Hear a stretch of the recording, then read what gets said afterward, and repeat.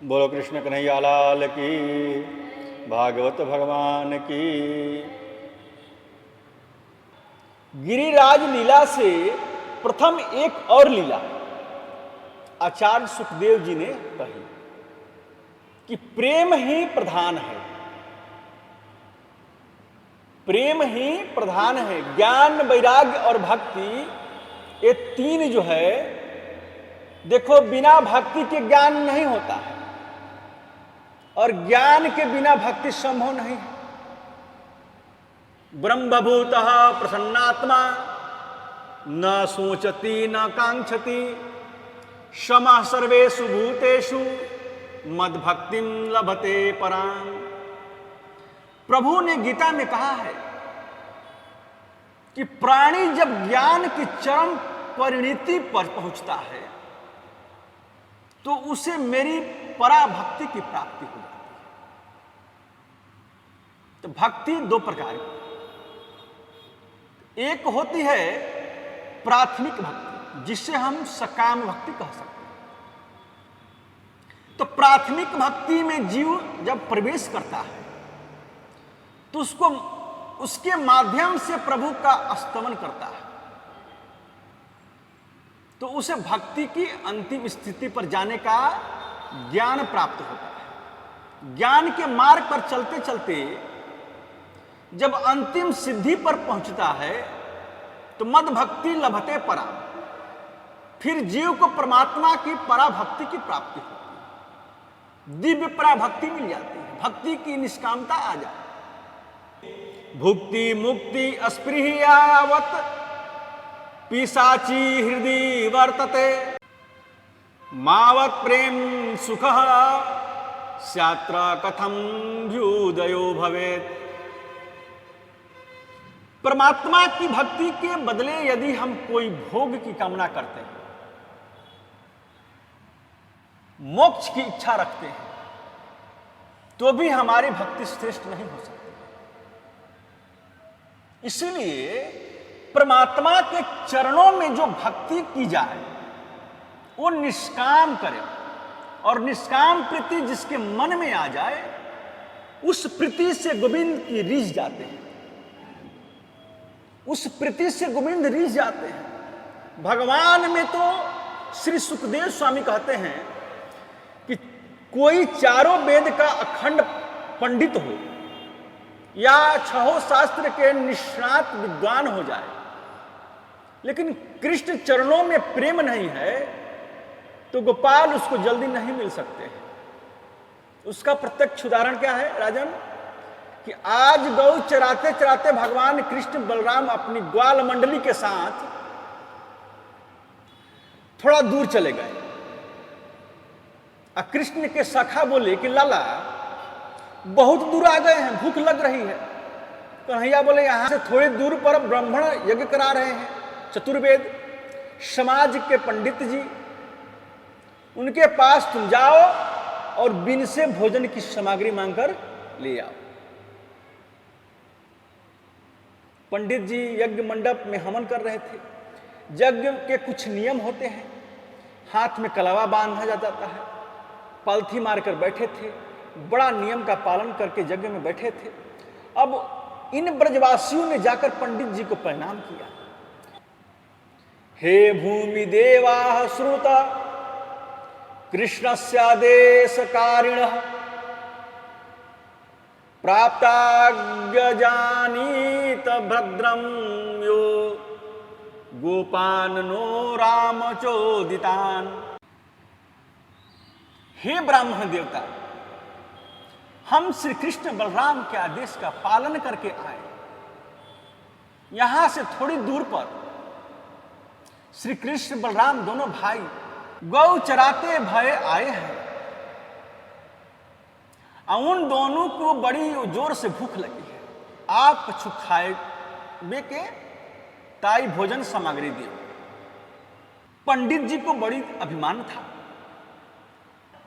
कहां से आ गए ग्वारिया, अभिमान ही तो काम बिगाड़ता है। पंडित जी बोले पढ़े नहीं लिखे नहीं, आ गए ग्वारिया कहां से। उन ब्रजवासियों को लेना देना तो कुआं भाण में गया, उनका प्रणाम भी स्वीकार नहीं किया और इशारे से बोले हूं जाओ यहां से। एक तो ब्रजवासी सखाओं को लग रही थी भूख और दूसरे पंडित जी ने फटकार लगा दी। बेचारे लौटकर सखा आए तो कन्हैया से बोले क्यों कछु खाइबे के ताई लाए। सखा बोले अंगार लाए, 5 खाओगे। कन्हैया बोले ऐसे काय को बोल रहे हो, रहन दे भैया, हमें कहां भेज दियो। वे पंडित जी तो इतने अभिमानी हैं कि हमारे राम राम भी नाय लगी। हमने प्रणाम दंडवत की तो नाय बोले ऐसे अभिमानी के पास हम ना जाए। कन्हैया बोले कि तुम बड़े भोले हो। अरे भैया पंडित जी के पास क्यों गए, माताओं के पास क्यों नहीं गए। माताओं के पास जाते फिर देखते थाली भर भर के भोजन आता।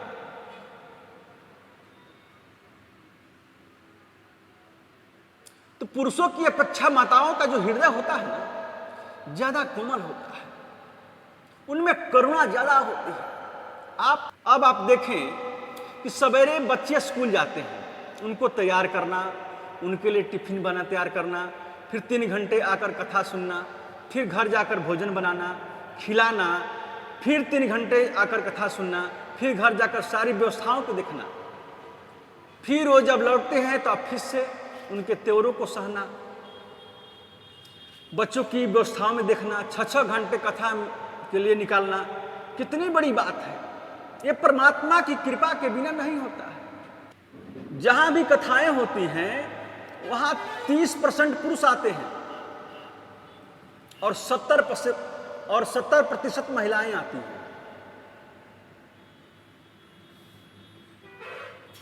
ये पुरुषों को कहां फुर्सत मिलती है कथा वथा सुनने की, और छुट्टी भी नहीं मिलती है। अब मिलती है तो ताश खेलने के लिए, और मिलती है तो ताश खेलने के लिए समय तो चाहिए, और काम के लिए भी तो टाइम चाहिए, और भी तो 2 नंबर का बहुत कुछ है, उसमें फुर्सत मिल तो कथा सुने। माताओं के बराबर महान कौन हो सकता है। 6-6 घंटे कथा सुनना, सबके तेवर सहन करना, घर की सारी व्यवस्थाएं देखना, पूजा पाठ सत्संग भजन ध्यान में भी मन लगाना, और दान आदि भी जितनी करती हैं माताएं उतना पुरुष लोग नहीं करते हैं। इसलिए तो हमारी मनुस्मृति में मनु महाराज ने लिखा है कि ना गृहम गृहमित्याहु गृहिणी गृहमुच्यते। ये ईंट पत्थर का मकान का नाम घर नहीं है, बल्कि गृहिणी का नाम ही घर है। स्त्री चाहे तो घर को स्वर्ग बना दे, स्त्री चाहे तो घर को मंदिर बना दे, स्त्री चाहे तो घर को वैकुंठ बना दे, और स्त्री चाहे घर को नरक का अड्डा बना दे। गृहिणी को ही गृह कहते हैं, गृहिणी को ही घर कहा जाता है। कन्हैया बोले कि तुम माताओं के पास जाते फिर देखते भोग मिलता है कि नहीं। माता कभी बच्चों का दुख देख नहीं सकती है। सखा बोले कि मैंने पहले क्यों ना बताए भैया, अब माताओं के पास चले जाएंगे। जहां पंडित लोगों के यज्ञ मंडप बने हैं उनके सामने ही उनके अपने अपने घर बने हैं, और घरों में ब्राह्मणी है। इस बार कृष्ण के मित्र सखा गए तो ना तो पंडित जी से राम राम कह रही, ना उनको प्रणाम किया, सीधे उनके घर में घुस चले। अब पंडित जी लोग स्वाहा स्वाहा कर रहे हैं, लेकिन मन तो उनके घर के द्वार पर है। ये ब्रजवासी फिर आ गए और अब तो हमारे घर में सीधे घुसे जा रहे हैं। वहां बड़ी सुशीला परम भक्तिमयी यज्ञ पत्नियों बैठी थी। ग्वाल बालों को देखते ही बोली, आओ भैया आओ आओ आओ, कहां से आए हो। बोलिए माता जी, हम कृष्ण बलराम के सखा हैं, दोनों भैया यहां गाय चराने आए हैं। उन दोनों को बड़ी भूख लगी है। आप कछु खाइबे के ताई दे दियो। उन यज्ञ पत्नियों ने सुना कि हमारे गोविंद आए गए, हमारा बाल कृष्ण आया है, तो सुनो भैया, तुम कुछ देर बैठो, हम अभी भोग बनाती हूं। ब्रजवासी वहां बैठ गए। माताओं ने चूल्हा जलाया और इतना सुंदर स्वादिष्ट भोग बनाया, चूसने योग्य भी, पीने योग्य भी, नमकीन, मीठा, चारों प्रकार के भोग बनाए। और ग्वाल सखाओं से बोली कि सुनो, तुम कहो तो हम भी भोग लेकर चले। ब्रजवासी बोले, बहुत खुशी की बात है माता कि आप भी मेरे साथ चलिए। अब ये सब यज्ञ पत्नियां अपने घर से निकल कर जाने लगी। पंडित जी महाराज यज्ञ मंडप में बैठे हैं, लेकिन उनकी नजर तो घर के द्वार पर लगी है।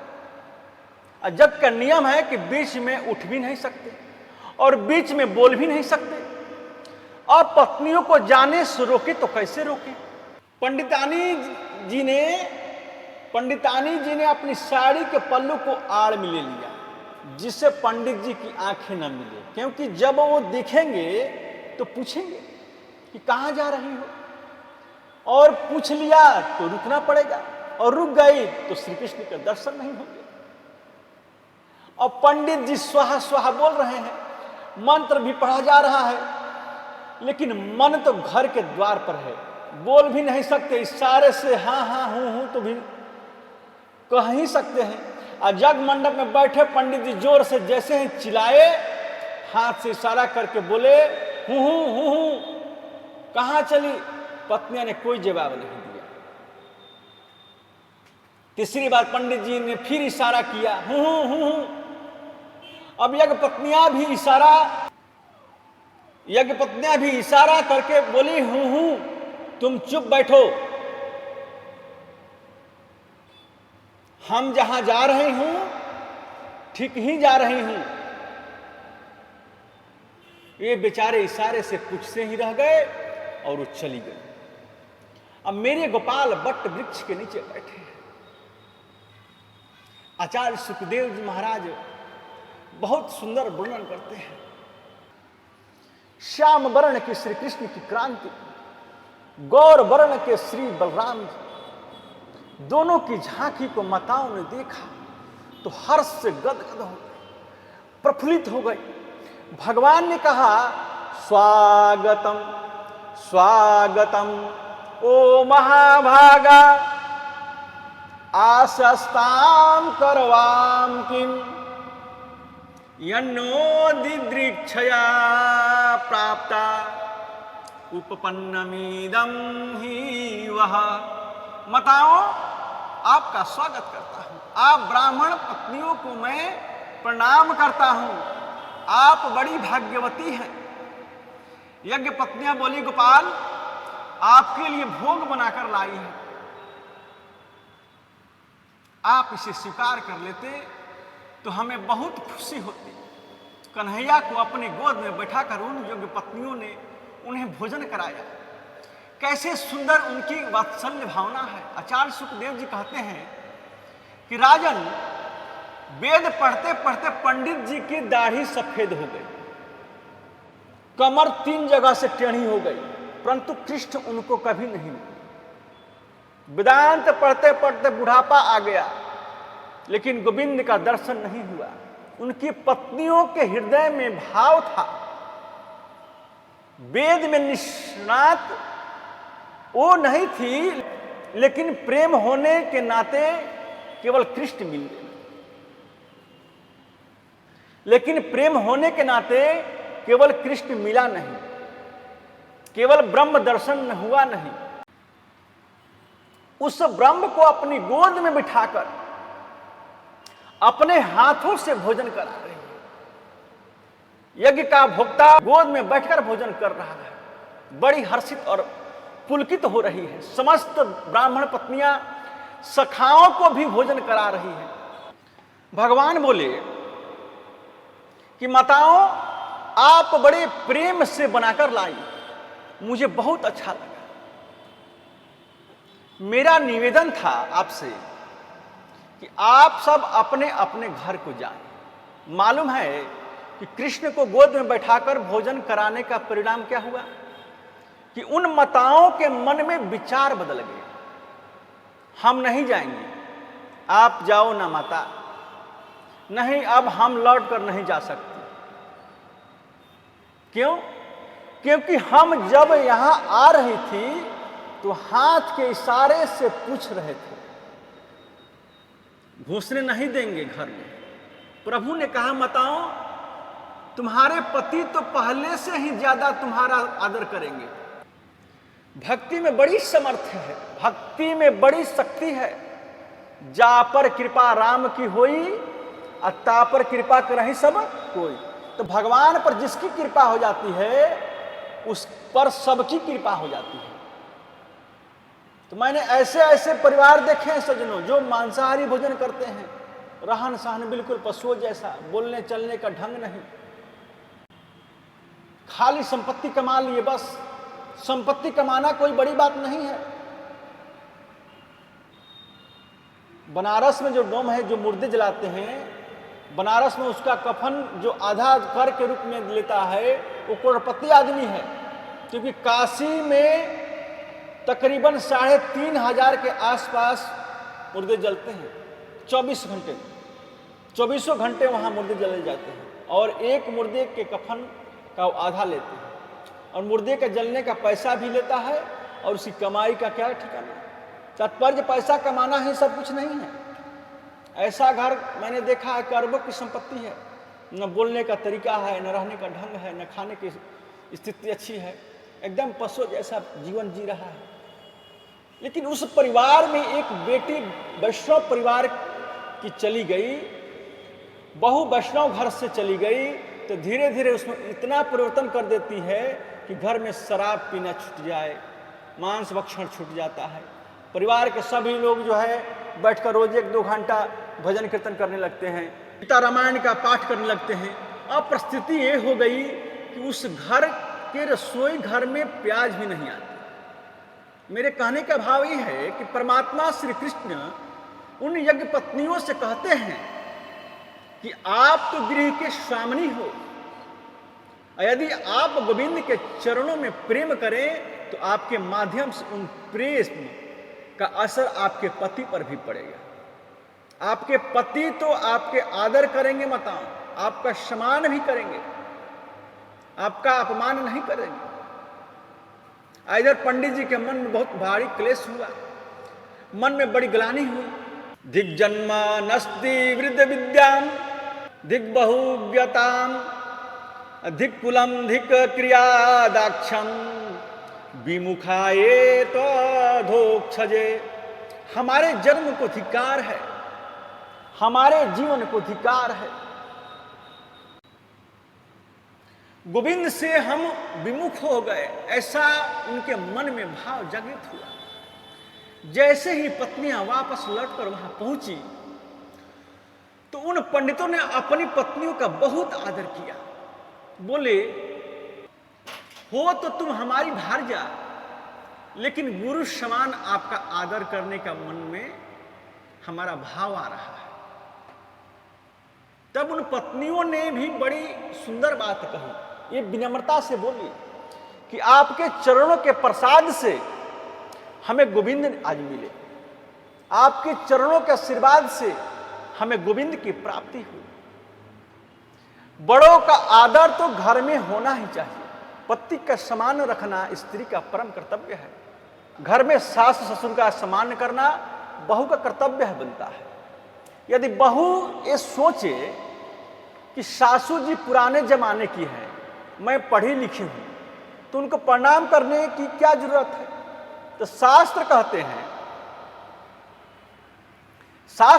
हैं कि वो आपकी धर्म माता हैं, उन्हें प्रणाम करो। सासू जी का कर्तव्य क्या है कि मेरे घर में आई हुई जो बहू है, जैसे मेरी बेटी एक परिवार में गई, वैसे ही किसी परिवार की बेटी मेरे घर बेटी बनकर आई।